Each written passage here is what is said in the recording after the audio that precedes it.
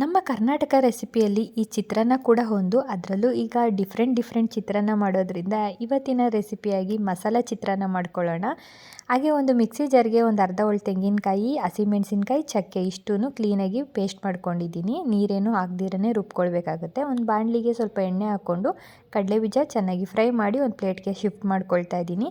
ಅದೇ ಎಣ್ಣೆಗೆ ಸಾಸಿವೆ, ಜೀರಿಗೆ, ಕಡಲೆಬೇಳೆ ಹಾಕ್ಕೊಂಡು ಚೆನ್ನಾಗಿ ಫ್ರೈ ಮಾಡಿದ ನಂತರ ಬೆಳ್ಳುಳ್ಳಿ ಹಾಕ್ಕೊಳ್ತಾ ಇದ್ದೀನಿ. ಇದು ಆಪ್ಷನಲ್ ಅಷ್ಟೇ, ಬೆಳ್ಳುಳ್ಳಿ ಬೇಡ ಅಂದರೆ ಸ್ಕಿಪ್ ಮಾಡ್ಕೊಬೋದು. ಕರ್ಬೇವಿನ ಸೊಪ್ಪು ಹಾಕ್ಕೊಂಡು ರುಬ್ಬಿರುವ ತೆಂಗಿನಕಾಯಿ ಮಸಾಲ ಕೂಡ ಹಾಕ್ಕೊಂಡು ಚೆನ್ನಾಗಿ ಮಿಕ್ಸ್ ಮಾಡ್ಕೊಳ್ಬೇಕಾಗುತ್ತೆ. ಆನಂತರ ಅರಿಶಿನ, ಸ್ವಲ್ಪ ಉಪ್ಪು ಹಾಕ್ಕೊಂಡು ಕ್ಲೀನಾಗಿ ಗೊಜ್ಜು ರೀತಿ ಆಗೋವರೆಗೂ ಫ್ರೈ ಮಾಡಿಕೊಂಡು ನಂತರ ಲಾಸ್ಟಿಗೆ ಕಡಲೆ ಬೀಜನ ಮಿಕ್ಸ್ ಮಾಡ್ಕೊಳ್ತಾ ಇದ್ದೀನಿ.